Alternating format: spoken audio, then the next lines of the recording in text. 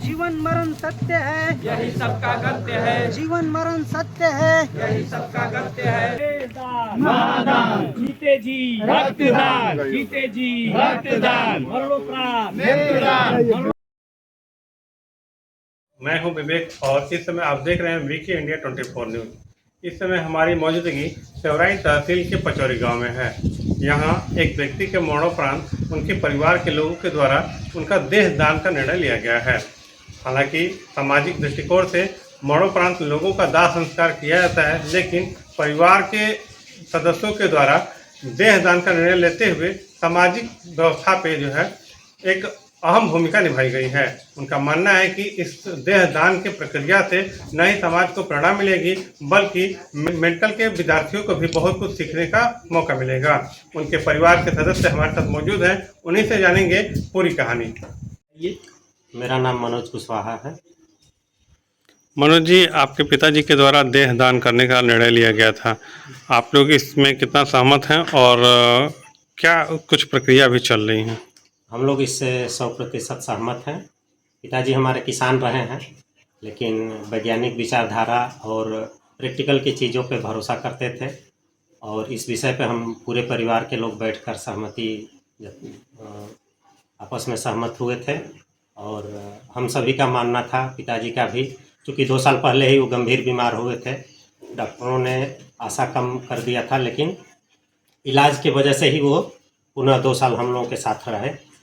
तो मानना यही था कि जब मुसीबत की घड़ी में विज्ञान मेडिकल लाइन हमारे काम आ रहा है, तो कुछ न कुछ उसमें हमारा भी सहयोग होना चाहिए।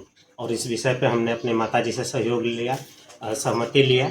और सबसे बड़ी भूमिका इसमें माताजी का रहा है कि वह जो है इस कार्यक्रम के लिए राजी हो गई, एक शब्द में ही राजी हो गई।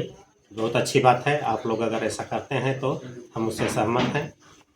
समाज में जहाँ ये माना जाता है कि देह का जो देहवासन होता है उनका दाह संस्कार किया जाता है, चाहे वो जल में प्रवाह किया जाए या फिर अग्नि में प्रवाहित किया जाए या फिर जमीन में। अलग अलग धर्मों में अलग अलग प्रथाएं या अलग अलग कार्य प्रचलित हैं।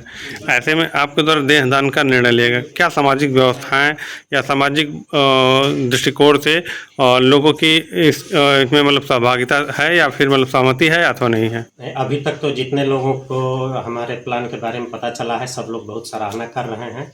और देहदान के विषय में ही अध्ययन करते समय हमने गूगल पे पढ़ा था, तो किसी भी धर्म में देहदान के लिए मना नहीं किया गया है।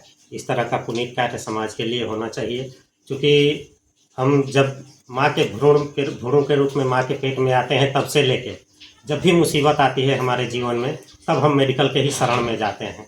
तो क्यों न उस शरण के लिए हमारा भी सहयोग हो और अच्छे से अच्छे डॉक्टर पैदा हों, सीखें, वो करें, तो उसमें हमारी भूमिका होनी चाहिए। रही बात समाज की, तो कुछ साल पहले हमारे यहाँ गहमर घाट पे जो है जल प्रवाह की सुविधा थी कोरोना से पहले, किंतु कोरोना काल में जल प्रवाह वर्जित हो गया। उसके पश्चात मैं जब भी देखता हूँ तो हर व्यक्ति को जलाने में लगभग 3 कुंटल लकड़ी खर्च होती है, जो कि दोहरा प्रदूषण हो रहा है समाज में। एक तो जो धुआं के माध्यम से हम जलाते हैं तो वो तो हो ही रहा है, प्लस बॉडी को जलाने के लिए जो पेड़ का इस्तेमाल, लकड़ी कटती है, पेड़ कटते हैं, उससे वातावरण का दोहरा नुकसान होता है। उस चीज़ों को हमने तर्कसंगत तरीके से मिलाते हुए इस निर्णय को हर हाल में लाभकारी और समाज के हित में समझा है।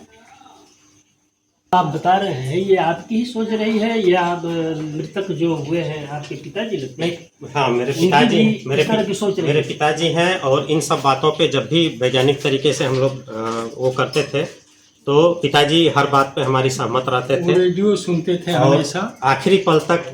मतलब उनका ऑक्सीजन लेवल 40 था और वो शाम को रेडियो बजा रहे थे परसों के लिए। महान आत्मा थे और उनकी महान सोच थी, और ऐसा सोच जो मरने के बाद भी अपने शरीर को समाज के लिए समर्पित करे, ये बहुत बड़ी जो है एक व्यवस्था है और बहुत बड़ी सोच का ये परिणाम है। तो आप अपना परिचय का ज्येष्ठ पुत्र हूँ, और ये हम लोग को पहले से ही पूरा निर्णय हो गया था माँ पिताजी के साथ पूरे परिवार का, और मैं इस कार्य से सहमत हूँ। और मुझे खुशी है इस तरह दान देने का। मैं भी रेडियो सुनता हूँ, पिताजी भी रेडियो आज तक सुनते थे, मरते दम तक सुने हैं, और इस रेडियो से ही हमें प्रोत्साहन मिला है ऐसा करने के लिए। बहुत बहुत धन्यवाद आप लोगों का इस व्यवस्था के लिए, शुभकामनाएं। और सबसे बड़ी चीज़ कि समाज को आपने एक बहुत बड़ा संदेश देने का काम किया है, जो प्रदूषण से लेकर और मेडिकल लाइन तक को लाभान्वित करेगा। इस तरह की सोच को मैं और इस तरह की सोच के जज्बे को मैं दिल से सलाम करता हूँ। जय हिंद, जय भारत। मेरा नाम सुदर्शन सिंह कुशवाहा, सनात स्वर्गीय सामरती सिंह कुशवाहा। मैं इस गांव का निवासी हूं। हमारी उम्र सरकारी तौर पर 77 पार करके 78 में प्रवेश किया हूं। और जब से सम्राट अशोक क्लब की शुरुआत हुई तब से हम जुड़े हुए हैं। हम लोग सारे भारत में राष्ट्रीय चेतना फैलाने के अलावे शिक्षा, पर्यावरण और रक्तदान, देहदान, अंगदान आदि विषयों पर काम करते हैं सारे भारत में। जहाँ भी हमारा संगठन है हम लोगों को इसी के लिए प्रोत्साहित करते हैं। इसी सिलसिले में हमारे गाजीपुर में बहुत से प्रोग्राम हो चुके हैं, बहुत लोग दिए हैं। रक्त शिविर चारों तरफ लगाए जाते हैं और यहाँ भी इस किस्म का ये अंगदान या शरीर दान देने वाला ये काम जो है पहला कार्यक्रम है। इसके लिए हम मनोज के परिवार को और उनके बड़े भाई बहुत बहुत मैंने प्रशंसा कर रहा हूँ। और ये सराहनीय कदम सारे भारत को, क्या सारी दुनिया को प्रेरणा देगा। अगर ये प्रक्रिया चालू रही तो कोई विकलांग नहीं रह जाएगा और सभी लोग जो है ना, जो आँख देने से आँख वाला भी आँख, जिसके पास आँख नहीं है वो भी आँख बन जाए, उसके पास आँख हो जाएगी। जिसका लीवर किडनी खराब रहेगा वो भी ठीक हो जाएगा।